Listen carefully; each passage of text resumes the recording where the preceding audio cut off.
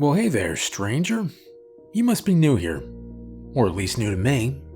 Let me guess, ski trip. You got the boots for it, and the snow-dusted look about you. First time up here? Yeah, I thought so. Don't worry, you'll warm up in a minute, and sit anywhere you like. Here, let me get that towel out of your way. Most folks drift in here right after check-in, still shaking the cold out of their sleeves. They take one look at this old place, and they say something like, cozy, or classic, or, my favorite, I feel like I've stepped back in time. You wouldn't be the first to say it, and you won't be the last. Drink menus on the board, but I can tell you what's good if you'd rather not squint. Something hot, or something strong. Me? Well, I'm just Mick. Been tending this bar for, let's call it 22 years. I've been saying that for a while, so we'll stick with it. It's a good number. You're probably wondering how someone like me ends up in a place like this. It's always ski trips, isn't it? One way or another. Well, I came up here once with some friends years back, just never left. No big story there. I got behind the bar, and I stayed. People always tell me I look young for my age. It's the first thing I hear from strangers when they walk into the lodge bar. Well, that and the usual small talk. But somewhere in the conversation, it always comes up. That long look, the squint, then the polite laugh. You've been bartending how long? I smile. 22 years. No way, they'll say. You don't look a day over 30. I just nod. That's usually enough. I came here a long time ago on a ski trip with some buddies, and I never really left. The lodge needed a bartender, and I needed a job. One thing led to another. And now this is home. Funny how life settles like that. The lodge is an old place, real timber beams, low ceilings. Smells like fireplace, smoke, and pine wood year-round, even in the off-season. We've got a long wooden bar with brass taps that squeak when you turn them too fast. Behind it, shelves lined with dusty bottles nobody ever orders. Locals stick to beer or bourbon. Tourists go for the hot toddies or whatever fancy cocktails they saw online. And tonight? Well, looks like I've got you for company. The drinks are warm. The weather's cold. Only a few folks in here tonight. Couple by the fire. One guy nursing a scotch and not saying much. That storm's just getting started. You can hear it picking up if you listen.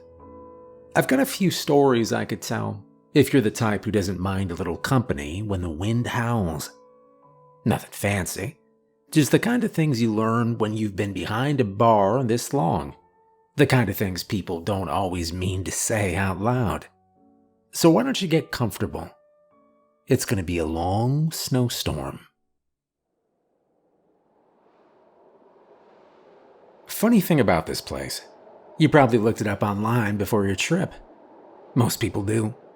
You might have seen a photo or two, maybe a 5-star review from someone who said they found it by accident and now come back every winter. But I'm willing to bet you had trouble finding it on a map. Don't feel bad, everybody does. See, the lodge, I don't even think it has a real name anymore. Doesn't show up on most maps. The ones that do mark it don't agree on where it is. Sometimes it shows up a few miles east, sometimes further north. I've seen GPS screens go blank once you get near it, like the satellite just shrugs and gives up. That's why folks usually only find it by word of mouth. Someone hears about it from a friend who came once, or a coworker who swears they had the best trip of their life up here but can't quite remember the drive. That's how people show up, again and again, even though it's never really clear how they got here. The snow helps hide it, of course. That's part of it. But I think there's something else going on. Something about this stretch of mountains doesn't want to be pinned down. The old maps, real old ones, back when this area wasn't even part of a park, had a dot up here labeled just Timber Refuge. That's what it was called in the logging days. Before ski resorts and highways. Before electricity. Before fences and signs. Before rules. Back then, it wasn't even a lodge. Just a hunting cabin with too many rooms and a roof that leaked every time it snowed. They built it way off trail, not for convenience, but for privacy. Not the good kind of privacy either. The men who built it didn't want to be found. You can feel that if you stay long enough. Something in the bones of this place. Anyway, the trails came later. Then the roads, then the government, claiming everything in the name of preservation. National park now, technically. But no one really patrols this far out. You won't see rangers unless you hike for hours in the wrong direction. Even then, they won't follow you back here. I asked one once, back when I first took over the bar. He came through during a fire risk check, had one of those big laminated forest maps folded under his arm. Said something about dead grid. That's what they call this zone up here. No signal, no wildlife, no movement, dead grid. That stuck with me. No animals. That part's true. You'd think being this far out, you'd see deer now and then. Rabbits. Tracks in the snow at least. But there's nothing. No birds in the trees, no squirrels on the roof. Just snow and wind and the creak of the building settling into itself. The beams groan, the floors give under your boots, and sometimes a wall will make a deep, dry sound, like it's remembering something. Most people don't think of places as having memories, but the lodge remembers. It was built on the site of a rescue that failed. Back in 1902, before the lodge existed, a group of climbers came through the pass during a very harsh winter. 11 men in total. They were trying to chart a new route through the peaks, something faster, something cleaner. They had maps, journals, supplies, and a team of horses to haul everything. The trip was supposed to take 10 days. It took 6 weeks before someone sent help. By the time the rescue team reached the last marked camp, they found nothing but snow-covered fire pits and collapsed tents. No bodies, no footprints, not even signs of a struggle. Except for one man. He was found 3 miles downslope, half buried in a drift, naked and barely alive. Frostbite had eaten most of his fingers and both ears. His tongue was swollen. His eyes were glassy and red, like someone who'd spent too long staring at something bright. They couldn't get a name from him at first. He didn't speak any known language. Just sounds, almost like humming and clicks. It wasn't until later, weeks into recovery, that he started answering to a name. Jim Morrison. Not the singer, of course. This was long before all that. Just a coal town kid turned mountaineer. Strong, quiet, respected. The doctors were baffled. The language he spoke didn't match anything in their records. Not European, not native, not made-up gibberish either. Something structured with rhythm, like it had grammar. He'd write it down sometimes, symbols in the dirt or on napkins. Always the same pattern, always the same sharp angles and spiral paths. They put him in a sanitarium not long after that, somewhere deep in the valley, close to where they'd found him. Not because he was dangerous, he never hurt anyone, but because he never got better, never spoke English again, never left the strange language behind.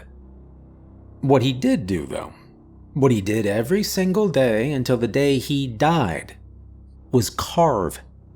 He scratched shapes into his cell walls using whatever he could find. Nails, rocks, spoon handles, even broken bits of porcelain. Floor to ceiling, wall to wall, he filled that room with patterns, diagrams, layers, blueprints. The staff didn't realize what they were looking at until years later, after they'd moved him to a padded room and cleaned out the old one. An architect came by on a different job, saw the carvings, and recognized it instantly. Building plans. A lodge. Multi-level, timber frame, stone foundation, fireplace in the main hall, kitchen to the west, storage below, room layouts too. Dozens of them, labeled in the strange language. Stairs, corridors, angles, even pipelines. They matched the lodge exactly. Every beam, every room, every turn in the hallway, down to the location of the supply closet by the back stairs, which nobody ever uses. The problem is, the lodge hadn't been built yet. Not when he carved those plans, not when he was still alive, not for another 20 years. And yet the match was perfect. The first owner, a man named Cross, who came from money and had a reputation for eccentric projects, claimed he designed the lodge himself. He said he wanted a place far from the cities, untouched by the noise of progress. He told reporters it came to him in a dream. But if you line up his original building plans with the ones carved into Morrison's cell, they're the same. Down to the inch. Even the mistakes. Some say Cross had access to Morrison's room, that he visited the asylum looking for inspiration and found something stranger than he expected. Others say it's just a coincidence, that maybe Morrison and Cross both had the same idea, saw the same pattern in the trees or the same shape in the slope of the land. But nobody talks about how the lodge was approved without survey, or how the construction went up in half the time it should have, or how the workers all quit before it was finished, paid in full, never came back. The sanitarium burned down a few years later. No record of how, no record of who was inside. Just a small newspaper mention buried in the back pages. By then, Morrison had been dead a long time. He never got a headstone. No family claimed the body. The field where the asylum stood is just over the next ridge, but nothing grows there now. Just dirt, dry and gray. The thing that gets me, but keeps me thinking about it even now, is how Morrison survived when the rest didn't. 11 went up. 1 came back. Naked, frostbitten, changed. The way I see it, something up here let him live, and then it made sure he remembered. But, that's just my theory. People ask who owns the lodge. I never have a good answer. Sometimes they ask it like a joke, like they expect me to say, some rich guy in Denver, or a ski resort company out west. But there's never a name on the paperwork. Just a long line of signatures that lead nowhere. I've checked once or twice just to see. The bartender before me left a folder in the storeroom marked legal stuff. Inside, old leases, tax forms, operating agreements. Some were typed on paper so thin you could see through it. Others were carbon copies in faded ink. Every one listed a different owner. Every name tied to a corporation that no longer exists. Shell companies, dissolved LLCs, trust with no trustees. Some didn't even have full addresses, just numbers and initials. You'd think someone would have shut it all down by now, but things keep running. Orders come in, heat stays on, deliveries arrive. Staff show up and work their shifts like anywhere else. The paychecks come through without delay. Every 2 weeks, like clockwork. They all say the same sender. Echo Valley Finance, established 1851. None of us have ever seen the place. We tried to look it up once during a snowed-in weekend. The only records we found showed a brick bank building in Montana that burned to the ground in 1934. Total loss, no survivors. And yet, our pay stubs still have the logo, old-fashioned font, little pine tree in the corner. Direct deposit hits the accounts without fail. And nobody complains. I stopped asking questions after a while. The lodge takes care of itself. Bills get paid. Lights stay on. Snow gets shoveled. All I have to do is keep the bar clean, pour the drinks, and wait for the next guest to wander in. And they always do. Strange things happen in the lodge. Not loud things, not dramatic, just strange, quiet strange. The kind that creeps up slow and never quite leaves you alone. Take the photos, for example. Everyone takes pictures these days, phones out the second they step off the shuttle. They snap the view from the deck, the drinks by the fire, the skis lined up on the rack. They take selfies in front of the fireplace, or next to the stuffed elk head that's been here since the beginning. But none of the photos last. At first, they're just a little off. Blurry edges, odd colors. You might think it's your camera lens or the lighting in the room. Then they start to fade. Faces get dull. Eyes blur out. Skin turns pale, like it's been overexposed to sun that wasn't there. Trees lose their detail. Furniture warps at the corners. Then the photos go blank. Usually by the third day, all the images taken here are just pale white rectangles, like someone bleached the memory out of them. It happens on phones, on Polaroids, disposable cameras, DSLRs, film, doesn't matter. Doesn't even help to take pictures outside the lodge and bring them in. Once the image has this place in its frame, the fading begins. People try again and again, thinking they'll figure it out. Some think it's a chemical reaction, or a light leak, or maybe some kind of electromagnetic thing. But there's never a pattern. Nothing to solve. Except for one. There's only one photograph that's ever stayed clear. It was taken in 1972. We keep it in a frame above the bar, though most guests don't notice it. It's small, worn around the edges, like it's been handled too many times. The colors are still sharp. The background is unmistakable. The front of the lodge, same as it is now. Same roof, same porch, same slope behind it. And in the foreground, a woman in a long red coat, standing alone, her eyes wide, her smile strange. No one knows who she is. No name on the photo, no initials. She's not in the guest records, and nobody ever came looking. She just appeared in the picture, and the picture never changed. I have stared at it for hours.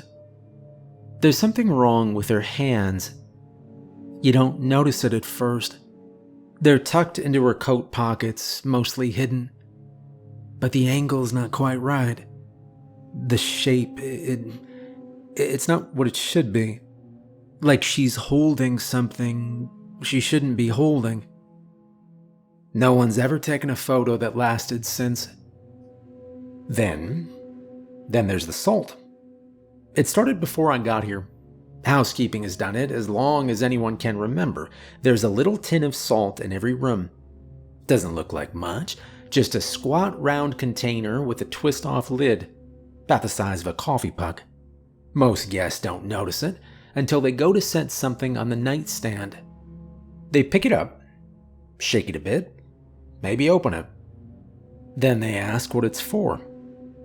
So we give them the pamphlet. It's a simple sheet of paper. Says "Welcome to the Lodge" in big letters across the top. Below that, It explains the custom.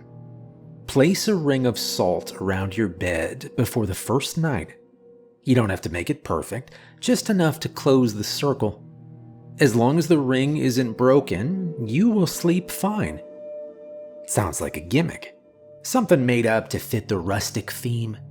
Some people laugh at it. Others say it's charming. They take photos of the tin, try to post them, not knowing the image will soon be gone. Some never use the salt. Most of the time, nothing happens. But not always. We had a couple once who stayed in room 12. They were friendly, newly married, didn't believe in rituals or superstitions. They left the salt unopened on the nightstand and went to bed. At breakfast, they looked tired, pale, said they hadn't slept well, like the room was too cold, like the ceiling creaked all night, even though no one was above them. They stayed 4 more nights. By the end, they weren't speaking to each other. The woman kept rubbing her arms. The man didn't eat. They checked out early and I never saw him again. The salt tin was still sealed. Sometimes, guests use the salt but don't finish the circle. They get lazy, spill a little. Don't think it matters, but it does. The ones who follow the instructions, they sleep like rocks. The salt keeps things out. I don't know what kind of things. I just know the ring matters. Housekeeping checks every room after the first night. They don't say anything, but they notice when someone didn't bother. They write it down in a little book they don't show to anyone. I've seen them close it fast when I pass by. There's something in the rooms that's not in the walls, and the salt knows where to stop it. Same with the fire in the main hall. The fireplace in the main hall has to stay lit. Every night, from sundown to sunrise, no exceptions. It's written on a plaque behind the bar, though most people think it's just decoration. Gold lettering on old oak, "Keep the fire burning." There's a little carving beneath it, something simple, maybe a pine cone or a flame. Hard to tell. The wood's worn smooth from people touching it without realizing. It's been that way as long as I've been here. Even before I started, the rule was in place. At dusk, someone lights the fire. At dawn, someone lets it die down. There's a schedule on the wall in the staff room. We all take turns tending it. Doesn't matter what else is going on, you don't miss your shift. They say fire protects from evil things. I don't know if I'd use the word evil, but I do know it protects. The one time the fire went out, it wasn't long, maybe an hour. A new guy forgot to check it before his shift ended. No one noticed right away. The lobby was empty, the guests all asleep. But just after midnight, the staff started hearing noises. Not outside, not upstairs, inside the walls, like something alive was trying to get out. Pounding, fast, heavy thuds like fist, then sharper sounds, like nails dragging against beams. Long, angry sounds that came from the baseboards and the support posts and the old timber pillars that hold the place up. One of the dishwashers ran outside and refused to come back in until morning. Another hid in the freezer.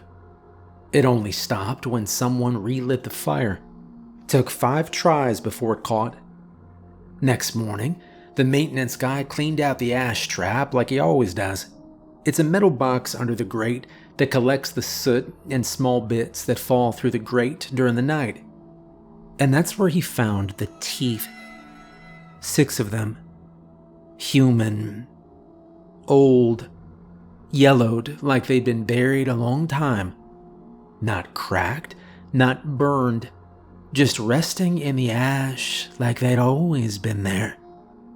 It wasn't the last time someone messed with the fireplace. And the next time we weren't as lucky. We learned that one the hard way. The lodge had just reopened for public bookings that year. Before that, it was mostly a retreat for private groups. Old money types, hunting clubs, off-the-grid sorts. Then someone bought it. Well, someone through one of those shell companies, and decided to make it a resort again. We had a full house, staff doubled up to handle the crowd. Most were here for the slopes, but that night there was a celebration, some kind of reunion. Group of friends from college, I think. They booked 4 rooms, took over the lounge, started ordering rounds, and didn't stop until close to midnight. At first it was fine. Loud, but manageable. They played music through a speaker, dragged furniture around, left muddy boots on the rugs, that kind of thing. But it escalated. Glasses got broken. Someone knocked over a painting and cracked the frame. A window got spidered with a boot heel. The worst of it, though, was when one of them poured a beer into the fire. Poured it straight into the flames like a joke. Laughed like it was the funniest thing in the world. Killed the fire on impact. Flames hissed down to nothing. Smoke rolled down into the room. They didn't relight it. They went back to drinking. An hour later, they all went to bed, or tried to. Next morning, they came downstairs short one person. A man, early 30s, tan, athletic build. The kind who thinks nothing can touch him. His friends figured he'd passed out in the wrong room, or maybe wandered outside to smoke and fell asleep in the snow. They searched the rooms, then the lounge, then the deck, and then the woods. Nothing. By noon, they were in a panic. The manager called in extra staff. Housekeeping checked every room twice. Kitchen checked the pantries. Maintenance even opened the crawl space under the west wing, and still nothing. Then someone heard a faint sound in the stairwell. It was muffled, low but steady, like tapping. They pulled the paneling off the wall between the 2nd and 3rd floor, just behind the stairs. And that's where they found him. Stuff deep inside the wall cavity. Bent, twisted, jammed between the framing like someone had taken every joint in his body and folded it wrong. Arms across the chest, knees under his chin, spine curled in a way no living person could manage on their own. He was breathing. That was the strange part, barely, but alive. Covered in dust and bits of fiberglass, eyes wide, skin gray. Couldn't speak.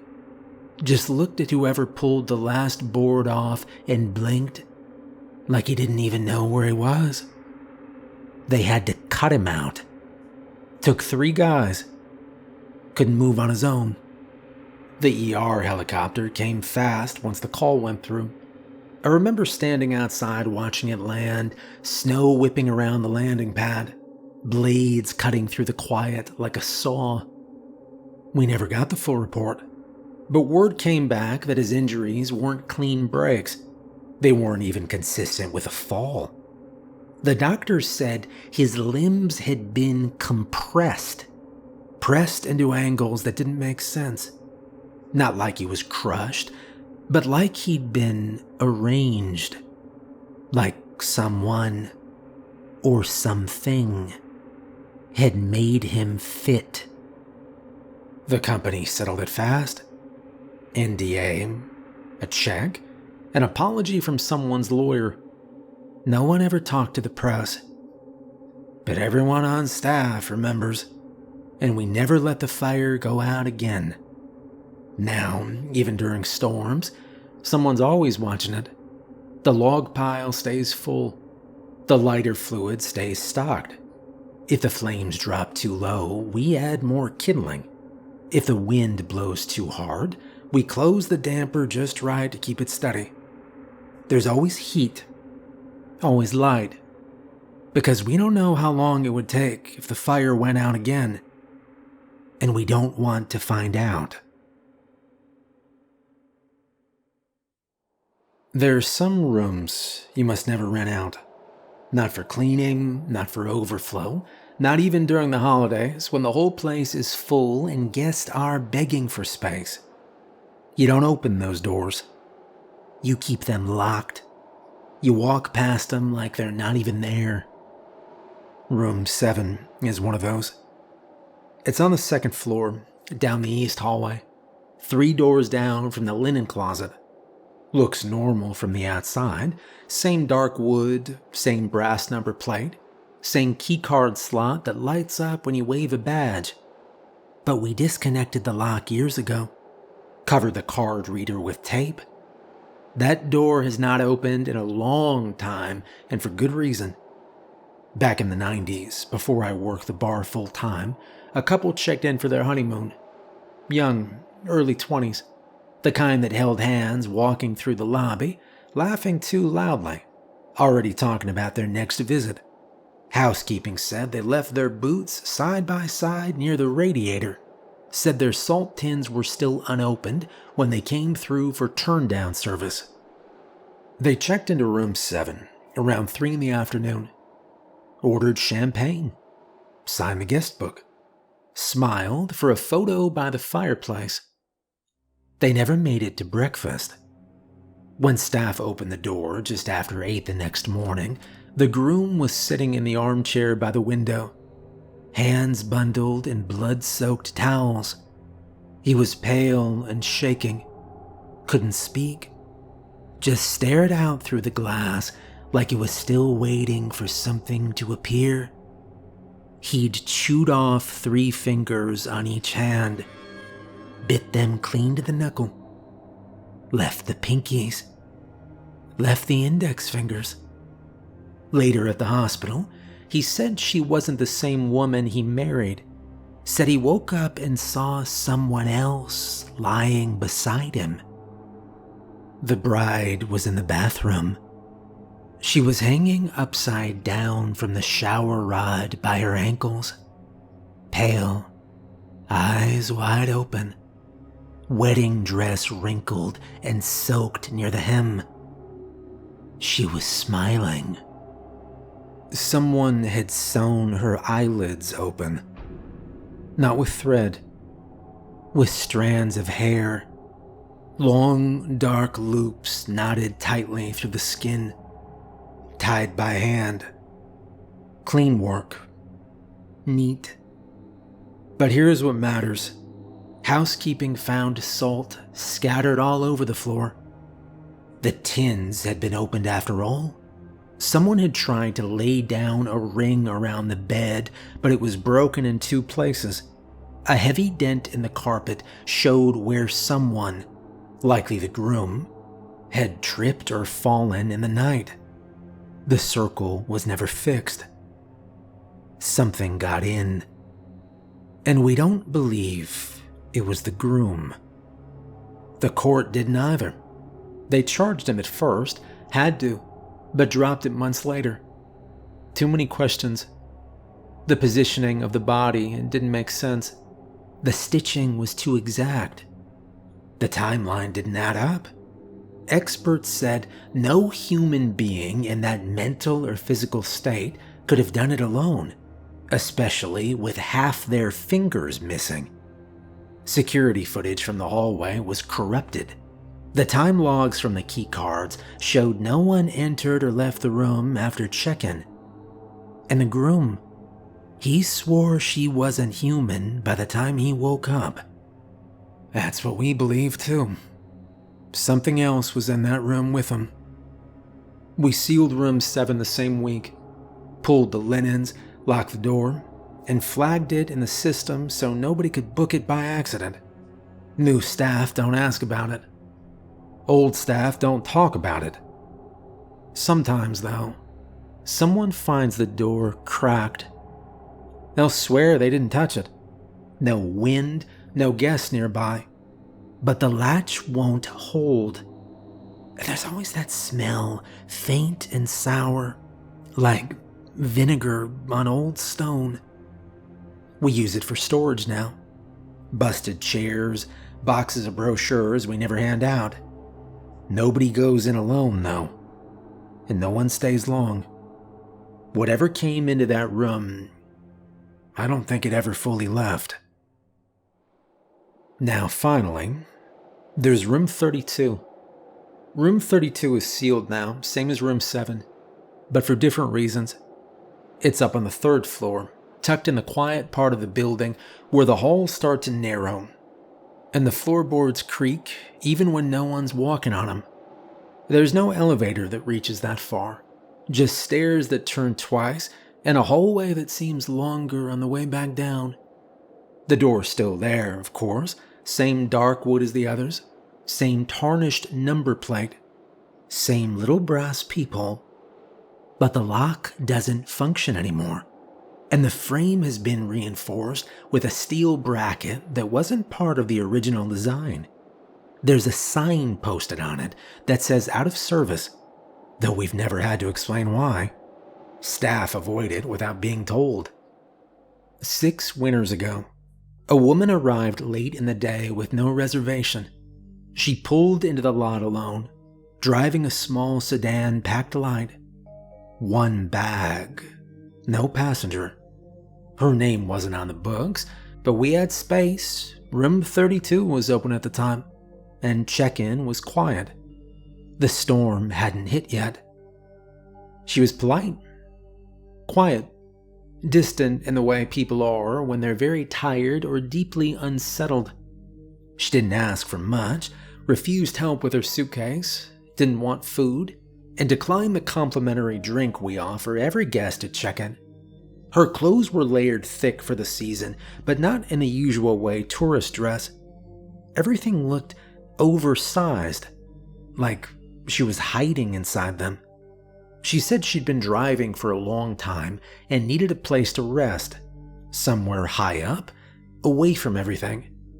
When she signed the guest book, her handwriting was so small and uneven that the name is still hard to make out even now. I've checked it since.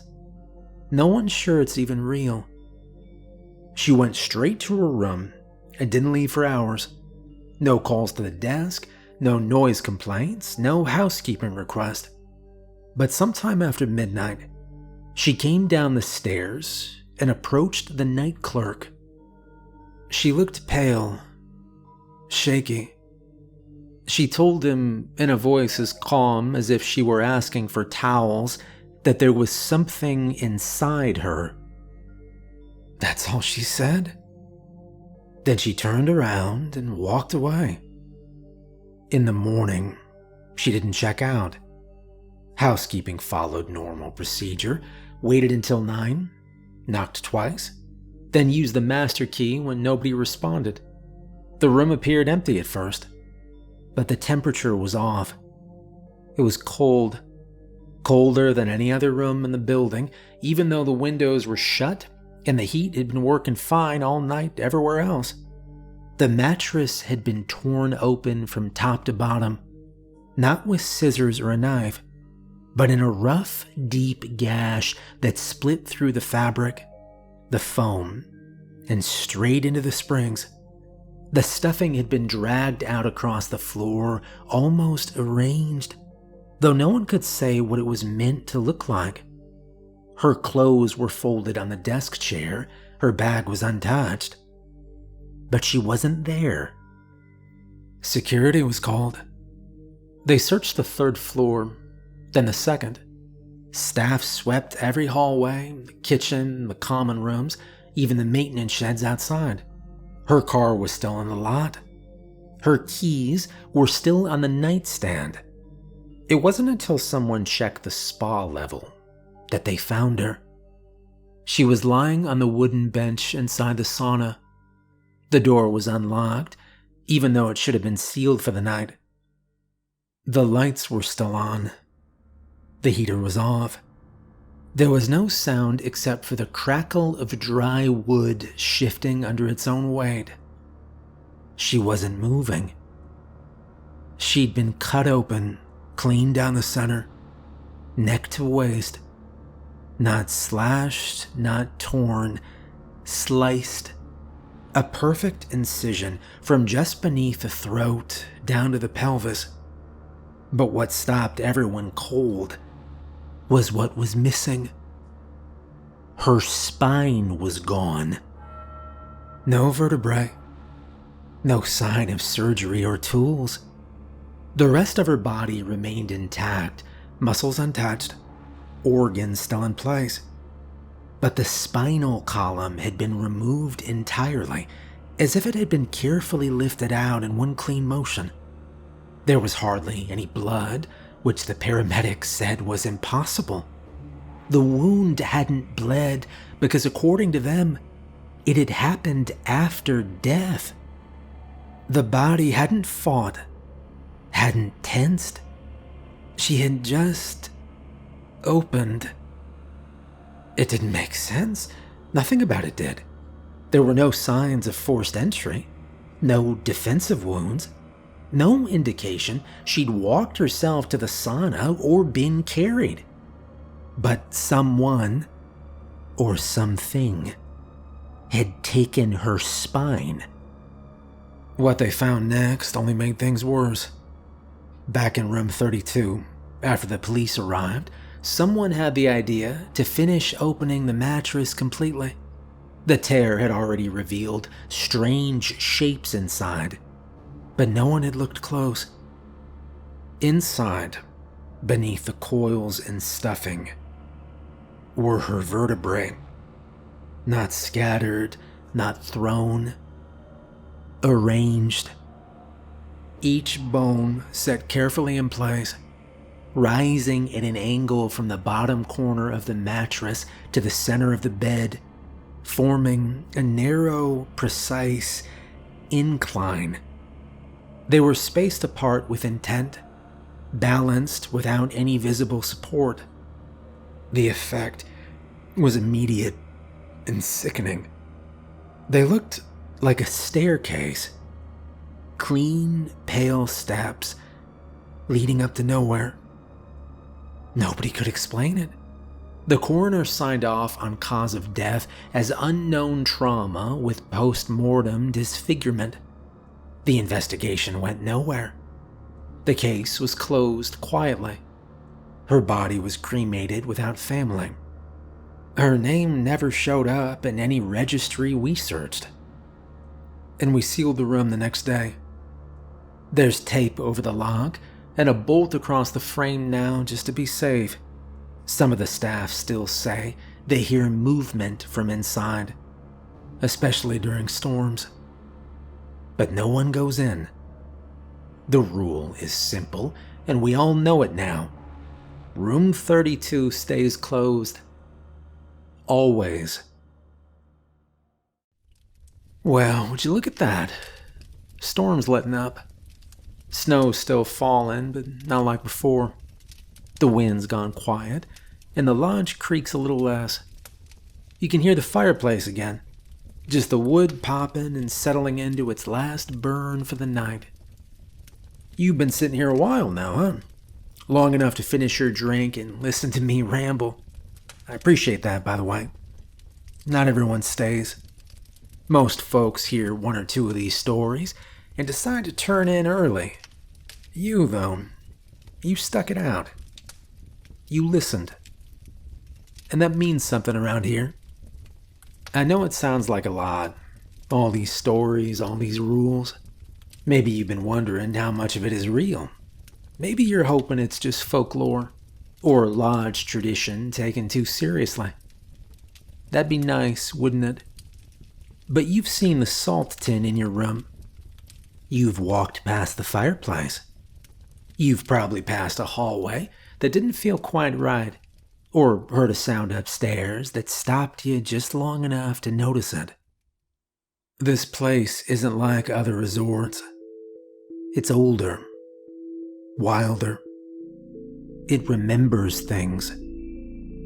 But now the night's almost done, and we'll be closing the bar soon. I've already taken your glass. Didn't want to interrupt while you were listening. you've got a warm bed waiting. Just don't forget the salt. See you tomorrow night. The drinks will be on the house.